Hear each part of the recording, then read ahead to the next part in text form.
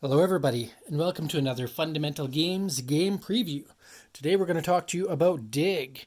Dig is a two-player game that plays in 5 to 10 minutes, and it was sent to me by a gentleman by Rob McBride. He's the president and co-founder of Syther Gaming, and they're going to be launching this on Kickstarter on Tuesday, December 1st, to the best of my knowledge. If it's any later than that, I do apologize. And it's going to be running at a fairly good price. It's going to be $7 with $2 shipping. Sorry if it doesn't focus in there. And just real quick, easy game to back if you get a chance to look at it. But before we do that, let's talk a bit about how the game works. Just a two-player game. It is designed for family, so you could have a mini tournament or people playing against one another. And so how it works is each player is given a set of 4 tool cards, and they're valued at 0, 1, 2, and 3. You can see a fork and spoon trying to dig into the dirt, and then you get kind of a little mini rake, then you get an actual spade, and then you get a full shovel so you can dig deep. So those are the 4 dig cards. Now you start with a fork and a spoon, both of you, and throughout the game you'll be able to upgrade. And so how it works is out of the remaining cards, there are 36 what we call green treasure cards in here, and then there are some bomb cards hidden. And so these would be randomized and shuffled up, and there's 2 different ways to set it up. You can put it in 4 piles of 11 or 11 piles of 4. Now if you have more table space and less need to be on camera, it's actually preferred that you play it in the 11 piles of 4 so that you have more piles to dig in and create more versatility. But for the sake of this demonstration, we will just have 4 piles of 11 cards. And so the way it'll work is on a player's turn, they're going to have the ability to do different things. Now to start with the game, you don't have anything to truly dig with, so you're kind of like scraping into the dirt to look at what's hidden underneath. So for example, if it were my turn, I would end up, I can use my 0 value spoon and fork, and I can look at the top card of any buried pile. So I can take a look at the top card of a buried pile. I don't have to show my opponent, so it's kind of a game of memorization as well. So I might want to remember that that is a 5. And then my opponent would be able to do the same. They could look at any card. They could look at the same one or a different one.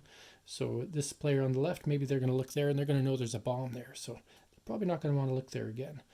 Then the player on the right, if they chose to, they could look at the same card again, and then they will have the option to acquire that treasure, because the second time you look at a card, you can acquire it.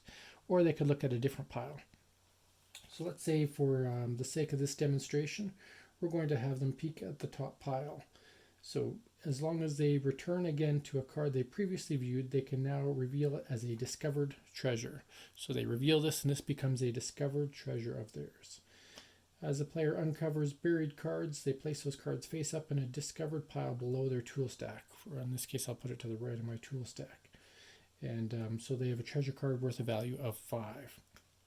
Now, as a bonus action, this player could spend that card to upgrade their tool. Now, they can't go right to a shovel, so they would have to upgrade from a fork to a kind of a mini rake or a hand trowel thing. Now, even though it only costs $2 on the bottom left, there's no change given, so it's not like I get $3 change if I spend this. But for the sake of showing you the game, we're going to do that. We're going to use the bonus action and discard this treasure that we just acquired, and we're going to acquire that little hand trowel. Now, the player on the left, the only card they've seen is this bomb here, so they know that that's a bomb. So they wouldn't want to look at that again. They'd blow it up if they had any treasure. All that treasure would get blown up. So maybe they're going to look at this card, and they're going to see that there's a 1 value scissors. Not a very great value card. So then it's this player's turn again. So what is the difference between this little hand rake and a fork and knife? Well, the way it works is if you have a tool with a dig value of 1, 2, or 3, you no longer peek at cards. Instead, you have to immediately dig in an equal or less quantity that your tool is capable of uncovering. And you have to dig 1 card at a time, stopping if a bomb is discovered. So using this rake tool, I can dig 1 card from any pile. So if this player says, I'm going to rake this pile, so they rake, and it's not a bomb, so they then acquire that card. Go back to the player on the left.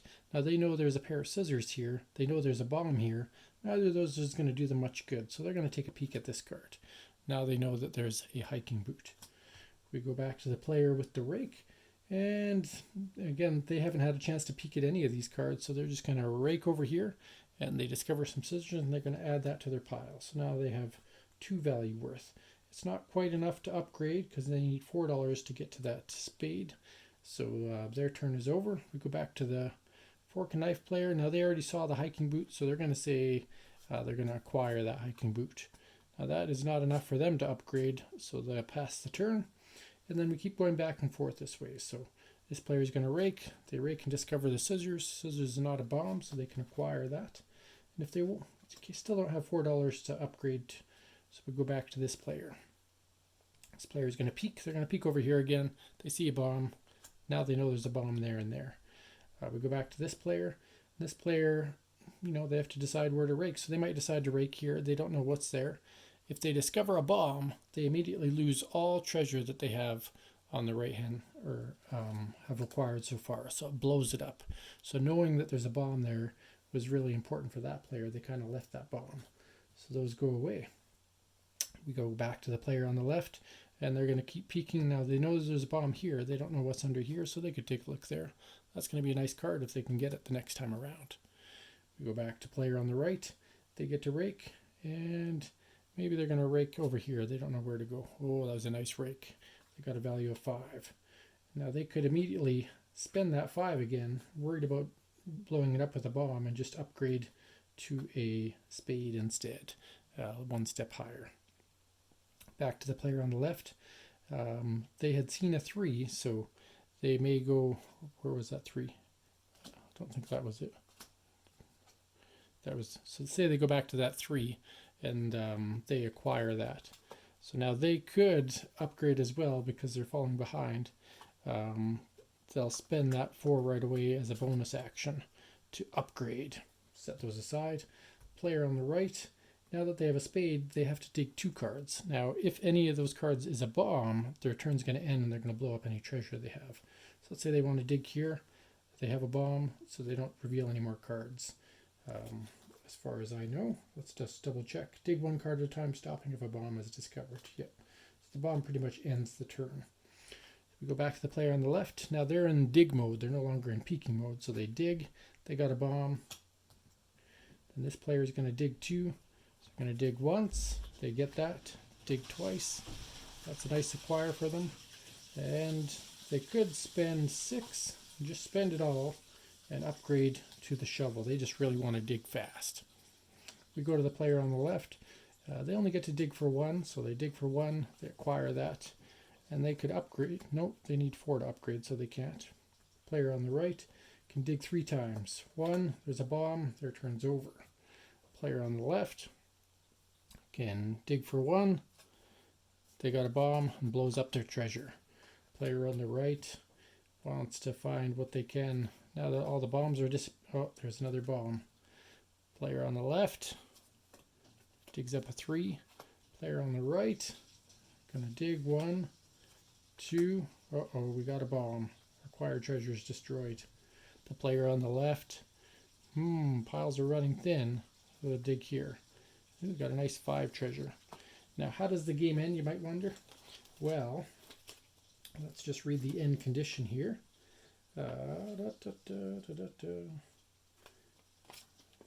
Sorry. So, players alternate turns and dig cards, upgrade tools, and mass discover treasure until there are no cards remaining. So we're going to go right to the end. We're going to find every bomb and every treasure that there is, and then we'll count our discovered cards. So this player here, if they want to acquire more cards, they may want to spend that $4 to upgrade and get rid of that treasure. They don't want to fall behind. This player here is going to dig for 3. They could dig just those 2 or dig somewhere else more special. They got a bomb, unfortunately. So player on the left can now dig for 2. They're going to dig the rest of this pile. And they acquire all of that. Now they could upgrade or they can just keep what they have. They're going to keep what they have. They don't want to dig too deep. Maybe they can earn some extra treasure that way. This player is going to dig for 3. 1, 2, 3. They get to keep all of that. Player on the left is going to get to dig for 2. 1, Ooh, got a diamond and some gold. They're doing really, really well. Now they could afford to upgrade if they wanted to, like even before they could have, but they'll choose not to. Now this player is going to dig for 3. Now, you can only dig in the same pile, so whoever's going to dig this pile is going to miss out, but this player's going to dig in this pile. Maybe it'll give them an advantage. They'll dig there and hope that the other player digs out a bomb. The player on the left can dig for 2. They'll dig out of this pile here. 1, 2. They get to keep all that. They've got a huge pile of treasure now. Player on the right can dig for 3. 1, 2, 3. No bombs. Now, in total in the game, there are how many bomb cards? You might want to know that when you're starting a game. There are 8 yellow bomb cards. So you'd also, as part of your strategy, is count bombs. 1, 2, 3, 4, 5, 6, 7, 8. Most players, if they were counting bombs, would actually know there's no more bombs, and so the rest of this treasure is going to be theirs. So the player on the left is going to still be cheap and just dig 2 cards at a time. 1, 2. They acquire those. The player on the right will dig 3. 1, 2, 3. Nice diamond. Player on the left will dig for 2. Now, knowing their opposition can dig for 3, they're going to go for the pile that gives them 2 instead. So, they got a couple diamonds there. Player on the right can dig for 3, so they'll dig the pile that has 2. And then the player on the left will dig for 1, because that's all that's left. So, we found all the bombs early on, so the players were just in a digging rampage, so you could dig up the most. So what they would then do is then add up the value of all the treasures that they have. So we have 5, 10, 17, 22, 23, 26, 29, 30. So 36 for the player on the right. And then the player on the left has 10, 20, 24, 25, 25, 30, 36. That was a pretty even-steven game there. We ended up quite balanced. Who's the winner? Well, I think we'd end up playing another game to find out rather than doing a little tiebreaker. Otherwise, I mean, it only makes sense to play another game when it's that fast. Does it say in here what happens if there's a tie?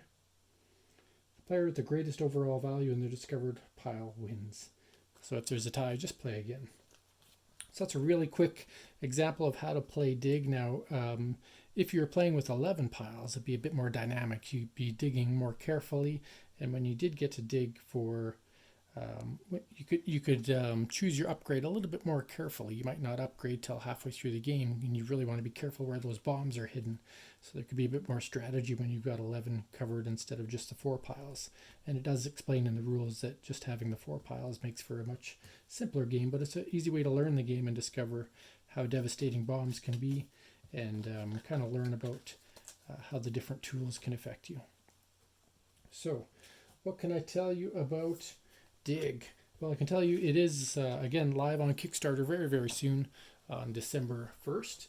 And it is going for only $7. $7 is a crazy low price point for any kind of card game. And only $2 shipping is even more fantastic. So you get the whole package for less than $10. So the first thing is you get a game for a very, very low price. Second thing is it's a quick game. I mean, this is a fast play. You saw me play both sides in less than 10 minutes if you didn't count the instruction time. And so for 2 players to whip out a game, play in 10 minutes, that's enough time to enjoy a game before an appetizer at a restaurant, if you happen to still go to those places right now. Or could be a good in-between when you're waiting for the next person in your gaming group to show up. You get out a game of Dig. Or just, a quick game with a child or a spouse. So I like the fact that it's quick. And then the other part I like that is something different, right? If you're used to playing lengthy trick-taking games, or even games like Uno or Crazy Eights or stuff like that, this one gives you a bit more variation. You're not using just the suits and the normal card play. You're playing with a whole different concept where you're deciding when to upgrade, what piles to dig in, etc. And that fear of the bomb. So I like those two things about it, that you can get a nice dirt cheap, very quick games, and a little bit different than your traditional games that you might be used to playing. So check them out on December 1st, live on Kickstarter. Great price. Rob McBride is looking to build a gaming company, and this is a great introduction game that he's bringing to the table for people to try out before he gets his chance to explore further into kind of that bigger hobby gaming world that he's really interested in. So I wish him nothing but success and thank him for giving me the opportunity to try out a game of Dig. Hopefully you like it, and if you have any questions, feel free to reach out to him on the Kickstarter page when it's live, or message me as well. Thanks for watching.